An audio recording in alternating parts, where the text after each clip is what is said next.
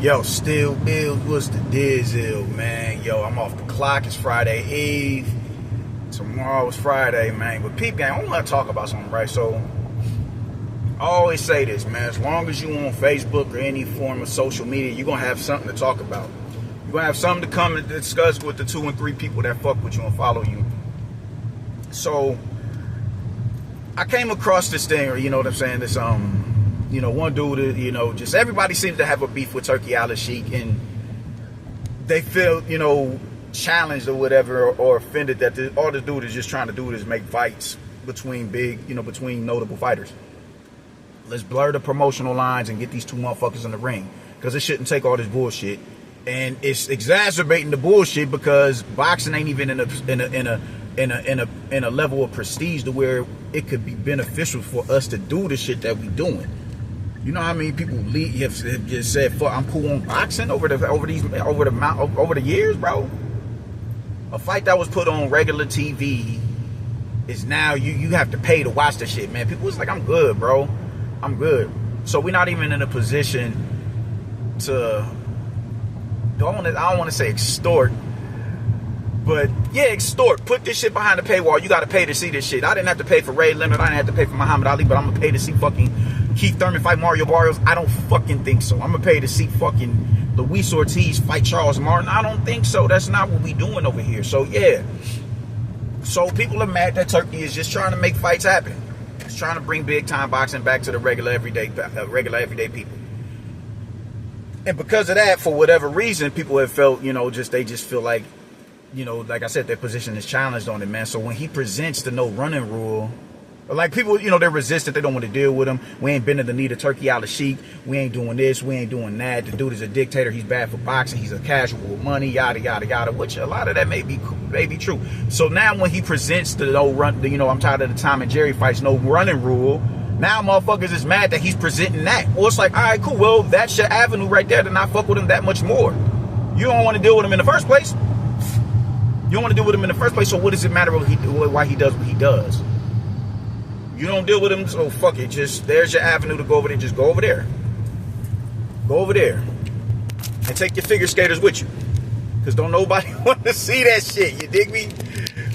Nobody wants to see that shit. You dig? Like, I just don't, this sense of entitlement to where these fighters who choose to fight, not even choose to fight how they fight, but choose to fight as a profession in general. How the fuck you feel, like how the fuck you come off ostracizing me? I said it before, ostracizing me and guilt tripping me into wanting to see a boring fight. I'm paying to be bored. I'm paying for boredom. You know what I'm saying? I'm paying for boredom. Usually at work, you're bored. You get paid to be bored. Motherfucker, I'm paying the money that I went to work for to be bored, to pay to be bored again. What the fuck is that shit? You think you finna sit here and inconvenience me and guilt trip me into you justifying why you decide to fight the way that you fight? No, I'm not doing it. And you can't guilt trip me into saying that shit. No, my nigga, I don't think so. I don't want to see that shit. I don't want to see it. I don't want to. Y'all just want the fighters to get hurt. Y'all want the fight. I mean, we do want violence. That's what we fight. That's what we watch it. That's what we tune in for. But let's do this. If you feel like a fighter wins a fight based off of his feet as opposed to what he's doing with his hands, go watch Taekwondo. Because this is not the sport for you. Go watch Taekwondo. Take your ass over there and leave us the fuck alone. Leave us the fuck alone. And usually that comes with people who, this sentiment comes with people who just, America is so accustomed to what Floyd did and how defensively immaculate he was. I don't even see people really imitating Parnell Whitaker or James Toney in the manner that they defend, that they do with Floyd. Because Floyd is more into the, he was around, at the boom of mass media and social media and all that shit. So we're a lot more accustomed to seeing Floyd Mayweather as opposed to Parnell Whitaker. God bless the dead Parnell Whitaker. God bless the dead. But that's just, just because Floyd was the face of the previous era of the sport, that's who we're accustomed to seeing. So this is all they know. And it ain't even the Floyd that fought Arturo Gatti. It ain't the Floyd that fought. Even when you look at how Floyd fought Corrales, bro, he set traps. He set traps. He stepped in behind the hooks. He stepped in behind the jab. It was a completely different fight from what these dudes is fighting today. Completely different fight. But usually people come because they're so preconditioned to watching how Floyd fought as a 34, 35, 36-year-old man. They think that this is the only way to fight. And because he fought like that and was as successful as he was, that it's the only, it's the sure shot way to win a fight. It's the sure shot way to win a fight. And the pressure fighter just gets put off to the back burner as just this limited one-dimensional fighter. As if you're multifaceted because you can straddle the ropes from rounds 1 to 12 and use a Philly shell and use a jab and punch on the goal, whatever the case may be. That automatically makes you this multifaceted fighter, and it's not the case. It's a nuance and a skill in pressure fighting. It is a skill in that shit. There are more reputables and all-time greats as far as pressure fighters than there are outboxers. Whether you're talking Holyfield, whether you're talking Foreman, whether you're talking Tyson, whether you're talking Roberto Duran, Marvin Hagler, Canelo Alvarez, Manny Pacquiao, whether you're talking these type of dudes who step into the fray, or even fight you at mid-distance, it's more them than there are of Floyd Mayweather. It's more them than there are Floyd Mayweathers.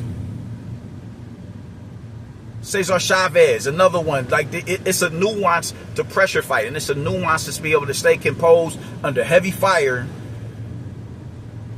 get your head barely off the line, and meet him, make a miss and make him pay.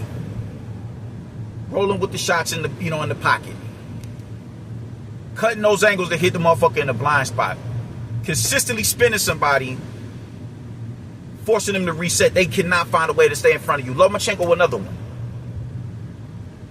There's a skill, there's a nuance in pressure fighters, dog. There is. Like the dude that I'm talking about, he posted in a Facebook group or whatever, man. Just this is what that Rock'em Sock, like just because you stand there in the pocket and you fight, you're getting hit. You're at a position to get hit. What you're gonna get hit. It's boxing. You're gonna get hit. You're gonna get punched. But some people like that. Some people want to get hit. That riles them up a little bit more. Like, oh hell yeah, I need that get back now. So that one shot can completely heighten your level of focus. You're a lot more alert for the shots that's coming. But he posted a video of Alex Peoria and Khalil Cole, which we got to talk about because Khalil Cole is on his motherfucking way. But they posted this video of Alex Peoria and Khalil Cole sparring. But what he failed to realize is Alex Peoria is an MMA fighter. Now, he's a good boxer for an MMA dude because I seen him go in there and detonate some niggas. Alex Peoria ain't nothing to play with, but in the face of a world-class boxer, he's just not going to be able to compete because it's multiple disciplines in MMA. Boxing is one of the disciplines that make up MMA, but it's not the main focal point. They'll focus more on grappling and checking a kick before they really fixate on boxing, because shit, a lot of them dudes, it's not a lot of boxers who go over there in that octagon because you get paid to get in the ring. But the point is, you don't get to post a disingenuous clip of a mixed martial artist in front of a world-class boxer and think that that's how supposed to exemplify your point that much more, because it's not. It's not. When you look at Tyson, the stigmatism about Tyson today is Tyson, all he does is just barrel forward. There's no bells and whistles that come with Mike Tyson. It's just him moving forward and just knocking people over. How the fuck is a shorter dude fighting the tallest dude that he fought was 6'7"? How is it that a 5'10" ass nigga is finding the chin strap of a 6'7" ass fighter? Because you think them dudes is just letting him in? You think them dudes is just allowing him to just walk them down? They're not trying their best to keep him at the end of their jab, at the end of the straights. They're not trying they damnedest to throw an uppercut every time he dips to slip a jab. You don't think he's doing that, or just get his head off the line? You don't think that they're doing that? You goddamn right they doing that. But what y'all are missing is the dude's feet to put him in punching position, his head movement to get his head off of the line and make him and counter off of this shit. That's what all of y'all are missing. His explosiveness with his feet, his real good head movement, the tight guard to stay behind, stay tucked behind the tight guard, and stay composed under the line of fire when you are getting hit by 6'6", 250-pound men, 240-pound men, 230-pound men. Those are colossal sized human beings who know how to get every pound behind the individual shot. What the fuck are you talking about, bro? Have y'all not seen a Julio Cesar Chavez fight? Have y'all not seen that shit? Have y'all not watched Roberto Duran fight? Have y'all not watched Marvelous Marvin Hagler fight? Have y'all not watched these pressure fighters fight? Why is it the stigmatism attached to pressure fighters is they're just rock'em sock'em robots? There's no defensive elusiveness to them or nothing like that. And it's just impossible for a dude who fights on the outside of an outboxer, to lose to a pressure fighter. Go talk to Caleb Plant what happened with him and Resendiz. Every pressure fighter ain't gonna look like Resendiz and goddamn Elijah Garcia. There are one-dimensional outboxers. I don't know why that is so hard and complicated for y'all to understand. Resendiz stepped in behind him. It just kept a certain amount of pressure on him. The thing is, when it comes to outboxers, you're going to have those moments where, just not even moments. You're going to have those rounds, consecutive rounds where you're winning the fight. You're going to win rounds 1, 2, 3, 4, 5. You're going to win those rounds. Go around the 4th and the 5th round, that's where you start to see the pressure fighters start to, land with certain regularity. He's starting to wear on you a little bit more. And, just maybe not hit you with the hooks, but just touch you a little bit. Just touch you a little bit to let you know that I'm still here. Let me gauge my distance between him and do I gotta extend a little bit more to get to him? Do I gotta take a half a step in to get to him? Again, I hit him from right here. You dig? And what happens when he starts banging on them arms? Canelo Alvarez. Banging on them arms, breaking your biceps all up. What happens then? What happens then? B-Hop, another great pressure fighter. What happens when I start hitting you on the hip? When I start hitting you on the leg to slow your legs down? Slow them legs down. Or what happens when I just start tapping the body? What happens when I just start tapping the body and taking your legs from you? What happens when, because you're an outboxer, and that usually the dudes who are outboxers, primarily, they don't have the proper snap to keep somebody at home or keep somebody honest at the end of their straight shots. So what happens when them shots that you hit me, you getting as much leverage as you can get behind that shot, and it's not wavering you. And I'm countering you, maybe not every time, but I'm countering you enough to where you're weary of the shot, you're weary of the counter. Now it's mental fatigue and it's physical fatigue starting to set in. And you think just dancing and galloping around the ring is somehow, that's not wearing on you. It takes more energy to move around the ring than it does to stay in the pocket or stay at mid-range or take a half step back. Y'all want to be so far on the, outside of the realm of combat that because you're not poised enough to take come up under that type of fire and make a miss and make a pay. You don't have the chin and the durability to stand there and deal with that shit. Gustavo Lemos and fucking Richardson Hitchens. I think Richardson Hitchens did enough to win the fight, but that was a tough bout. Because when you're in there with somebody of a certain ilk, that pressure is going to get to you. And as that pressure starts to get to you and you start to wane down, what then? Now you need those instincts to be able to operate in the pocket. You need those instincts. Being able to fight in the pocket. Shakur Stevenson can fight in the pocket. Tevin Farmer fights in the pocket well. Better than most. And he's not even a big puncher. There's a skill set with fighting in the pocket that a lot of these motherfuckers just refuse to acknowledge because everybody is just so preconditioned to appreciate the outboxer and put no stock into the pressure fighter. Tevin Farmer is an incredible inside fighter, dog. An incredible phone booth fighter. It's the reason why he was the first one to drop Williams and Zepeda. He's not even a puncher. It's a reason for that. It's a reason for that. It's a reason why he was able to protect himself even after Williams and Zepeda knocked his arm out of the socket from protecting himself from a body shot. It's a reason for that. Because there's a skill and a nuance to pressure fighting. But y'all will ignore all of that shit because Floyd Mayweather fought the way that he fought for as long as he fought like that for.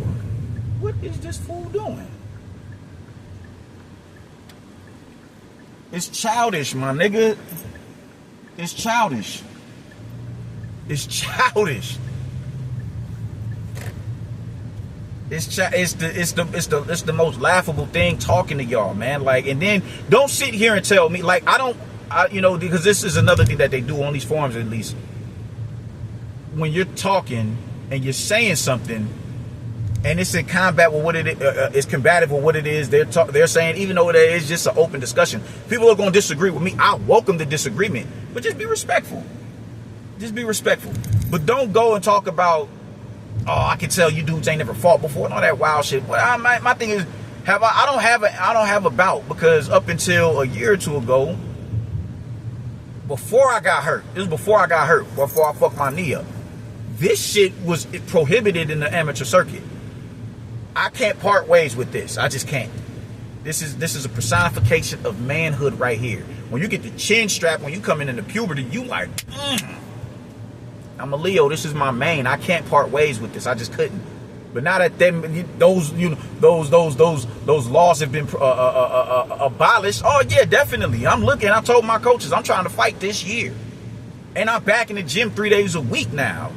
So you can't run that bullshit ass game on me because you're insecure about the stance that you're about the what you put out there and the stance that you're standing on, because I'm challenging it and you simply don't have the intellect to match what it is that I'm saying. And if you did, you would know better than to say some stupid shit like rock'em sock'em robots, because you're a pressure fighter. You're automatically, you are susceptible to being hit as a pressure fighter because you're right there at a range that a motherfucker could just simply reach out and touch you. Yeah, you are susceptible, but you have to be of a certain ilk to be able to do that. You have to be of a certain ilk to be able to do that. If a motherfucker be, accessible to you, you may not have what it takes to be. You may be apprehensive to let a shot go because you scared. If I miss, I'm gonna get countered. I'm gonna get hit harder than he hit me, or just as hard. So you have to be mentally prepared to deal with whatever this motherfucker can dish out after you dish out what you dish out. It's childish shit. It's childish shit. Don't tell me that, a lot of you dudes ain't even fought before. Well, where's your level of expertise at, man? Because if you did, you'd understand the importance of the pressure fighter. You'd understand that shit. You'd understand it. It's stupid. And I don't like how pressure fighters just get, the level of content that a lot of these people have for pressure fighters. Because I think it's unnecessary. Because I think the pressure fighter is what makes the sport. Because they understand this is a consumer sport. It's consumer friendly. Fighting like this it conserves your energy, and it's consumer friendly because we're here for the violence. We are here for the violence. Everybody is watching a fight to see somebody get their head knocked smooth the fuck up off their shoulders. And if you saying you ain't, you're lying. You can appreciate the sweet science. Yeah, you definitely can. But don't make it seem like that's all that this sport has to offer, because it's not. Or that's what that's the end all be all of the sport, because it's not. It's a reason why slicksters are not as, they're not as plentiful as pressure fighters. Because most people don't fight like that. Most fighters do not fight like that. Most fighters understand, all right, cool, I'm trying to protect myself, but I am trying to fuck you up, though. I really am trying to beat the ever-living shit out of you. Most fighters understand that shit. It's instinctive as a fighter to fight. You're fighting. You're fighting. And how do you win these fights in a boxing match? You use your fucking hands, not your feet. Your feet are an accent to your hands. Nobody is saying don't maintain distance. Nobody is saying, like, you can be vulnerable in the pocket. That's A-okay. But what we're saying is don't stay so far on the outside where you're not even engaging. And then expect me and everybody else to pay to see that bullshit. No. No, thank you. Fuck out of here. There's a skill in fighting in the pocket. There's a skill in it. There's a skill in it. Now, whether y'all choose to acknowledge that or not, that's on y'all, but that shows the level of expertise that you have as a fighter. When you think all pressure fighter is just some rock'em sock'em robot bullshit, that speaks a lot more about you than about everybody else. That speaks a lot more about you, because you are just You don't know what it is that you're looking at. You don't know what it is that you're looking at. And you're uncomfortable at a distance to where you can get touched at because you just may not have the ingredients necessary to be able to deal with that shit. So just say that. Just say that. Just say I'm not good in the pocket. Just say that. But don't in the same breath discount the pressure fighter, because the pressure fighter is what makes the boxing go, it makes the world go, makes the fights go round. That's what makes the sport go round. Because motherfuckers do want to see that shit. It's a skill set and being able to maintain mid-distance, and it's a skill set to be able to dominate somebody in the pocket. Golovkin Canelo 2, the rematch, it's the reason why that's one of the greatest fights ever fought, because of the range that they fought at. They didn't do all the extra, no. Golovkin said Mexican style. All right, cool, I'm going to give you Mexican style. And the Mexican put the dude who fights Mexican style prototypically on his back foot. And that's a reason. That's a huge reason as to why he lost the fight. Because he went against his fighting identity. So don't talk to me about how the pressure, like just y'all lose stock in pressure fighters and y'all just want to sit here and overly praise the slickster, the outboxer, the slick black American. No, dude, no. You're not multifaceted because you fight off of the back foot. No. Primarily fight off the back. No. You're just as limited and one-dimensional as these pressure fighters that y'all say are. That's just a fact.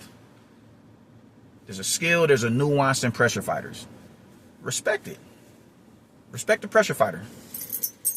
Respect the pressure fighter. Mike Tyson is the GOAT to me, bro. Like, I try my best to model my game after Mike Tyson, because what that dude was to the sport for his height and everything. He's just like, that's just because I'm a shorter dude, but I'm not a little guy. I'm 2 and change. You know what I'm saying? After high school, I hit the weights. I hit the weights. I'm not a little guy. And I'm usually fighting bigger dudes, you dig? Like, they put me, yeah. So I'm not in a position, I'm too short to be out there trying to tap dance with a nigga, all shit, Philly shell. That shit ain't cute. Like, no, bro, no. No, I don't know. No. I need to be at a range where I can hit you at. It's skill and pressure fighting, dog. It's not rock'em sock'em robots because you sitting there in the pocket and you're fighting in the pocket. Look at Abdullah Mason, Keyshawn Davis. These are incredible inside fighters. These are incredible phone booth fighters. Y'all keep talking like the pressure fighter is just this one-dimensional rock'em sock'em robot dude who's just gonna take shots for the sake of taking shots. As if having a tight guard and, good head movement in the pocket to get, man, you know how harder it is to get out of the way of a shot at range than it is at distance, where the shots are shorter, the hooks are tighter, the uppercuts are right there. You are right there for the power punches. You're right there for the power punches. You're right there for the hooks. You're right there for the uppercuts. And you still have to find a way to get up under those shots, get around those shots, and answer them with a shot of your own. That's a lot more complex than being at the end of a jab or the end of a straight. It's a lot more complicated, because just biologically, these are the shots that land with more devastating effect. The shorter shots. That's why they're called power shots. The hooks and the uppercuts.